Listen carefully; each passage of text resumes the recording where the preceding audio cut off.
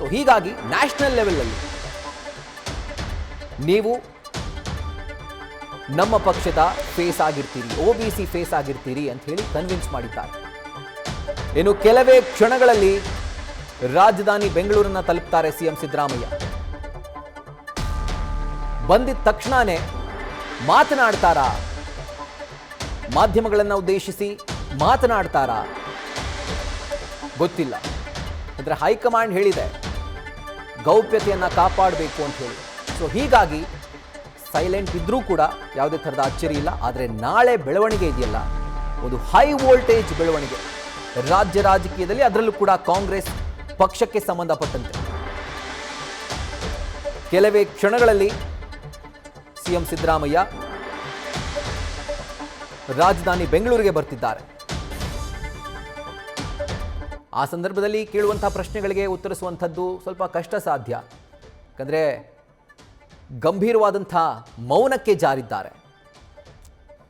But ಎಲ್ಲೋ ಒಂದು ಕಡೆ ಈ ಒಂದು ನಿರಾಸೆ ಅವರಿಗೆ ಉಂಟಾಗಿದೆ ಅನ್ನೋದು ನಿಜವಾಗ್ಲೂ ಗೊತ್ತಾಗ್ತಾ ಇದೆ. ಅವರ ಮುಖದಲ್ಲೇ ಅದು ಗೊತ್ತಾಗ್ತಾ ಇದೆ.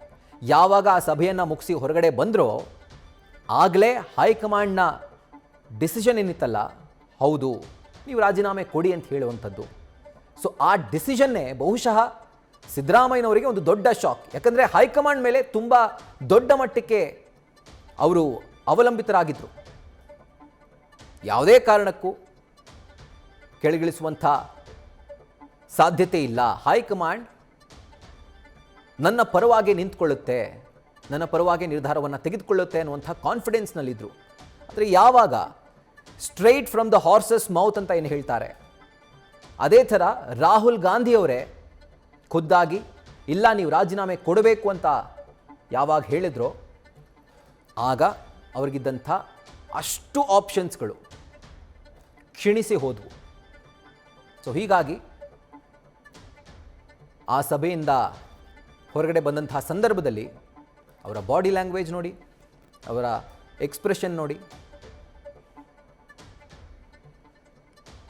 ಇಟ್ ಸ್ಪೀಕ್ಸ್ ವಾಲ್ಯೂಮ್ಸ್ ಅಂತಾರಲ್ಲ, ಅದೇ ಥರ ಇದೆ. ಇಬ್ಬರ ಎಕ್ಸ್ಪ್ರೆಷನ್ ಕೂಡ, ಅಂದರೆ DCM DK Shivakumar, CM Siddaramaiah ಇಬ್ಬರ ಫೇಶಿಯಲ್ ಎಕ್ಸ್ಪ್ರೆಷನ್, ಆ ಮುಖಭಾವನೆ ಅದೇ ಎಲ್ಲ ಹೇಳ್ತಾ ಇದೆ. ಒಂದು ಗಾಢವಾದಂಥ ಮೌನಕ್ಕೆ CM ಸಿದ್ದರಾಮಯ್ಯ ಜಾರಿದರೆ, ಮತ್ತೊಂದು ಕಡೆಯಲ್ಲಿ DCM DK ಶಿವಕುಮಾರ್ ಅವರ ಮುಖದಲ್ಲಿ ಒಂದು ಮುಗುಳ್ನಗೆ ಕಾಣಿಸ್ತಾ ಇದೆ.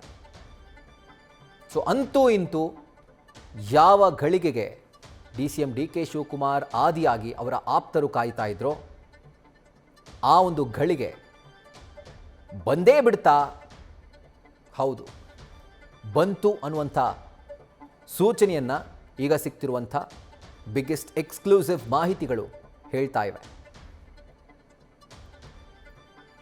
ಅಂತೂ ಇಂತೂ ಪ್ರತಿ ಬಾರಿ DCM DK ಶಿವಕುಮಾರ್ ಒಂದು ಮಾತನ್ನು ಹೇಳ್ತಾ ಇದ್ರು,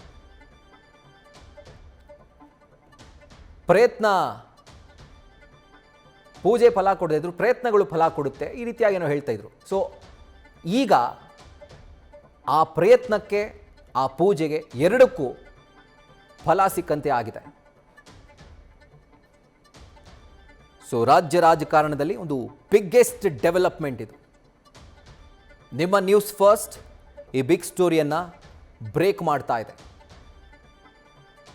ಮತ್ತೊಮ್ಮೆ ಪೊಲಿಟಿಕಲ್ ನ್ಯೂಸ್ ಕವರೇಜ್ಗೆ number 1 news channel news first ಅನ್ನೋದನ್ನು ತೋರಿಸ್ತಾ ಇದೆ. ಯಾಕಂದರೆ CM ಸಿದ್ದರಾಮಯ್ಯನವರ ಆಪ್ತ ಮೂಲಗಳಿಂದಾನೇ ಸಿಕ್ಕಿರುವಂಥ ಮಾಹಿತಿ ಇದು. ಅತಿ ಶೀಘ್ರದಲ್ಲಿ CM ಸಿದ್ದರಾಮಯ್ಯ ತಮ್ಮ ಹುದ್ದೆಗೆ ರಾಜೀನಾಮೆಯನ್ನು ಸಲ್ಲಿಕೆ ಮಾಡ್ತಾರೆ. ಅವರು ಸಲ್ಲಿಕೆ ಮಾಡಿದಂಥ ಕ್ಷಣದಿಂದ ಹೊಸ ಸರ್ಕಾರದ ಒಂದು ಪ್ರೋಸೆಸ್ ಶುರುವಾಗುತ್ತೆ.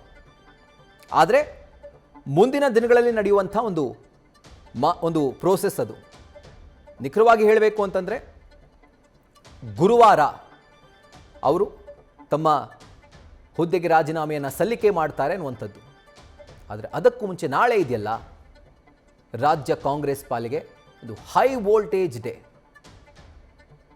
ಹೈ ವೋಲ್ಟೇಜ್ ಡೆವಲಪ್ಮೆಂಟ್ಗಳು ಸಂಭವಿಸುವಂಥ ದಿನ. ನಾಳೆ ಏನೇನಾಗುತ್ತೆ ಅದೆಲ್ಲದರ ಇಂಚಿಂಚು ಮಾಹಿತಿಯನ್ನು ಪಡೆದುಕೊಳ್ಳಿಕ್ಕೆ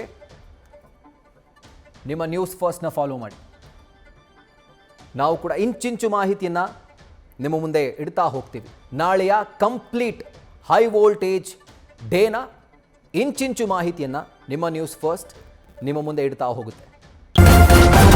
ನ್ಯೂಸ್ ಫಸ್ಟ್ ನಿರ್ಭೀತಿಯಿಂದ ನಿಮ್ಮ ಪರವಾಗಿ.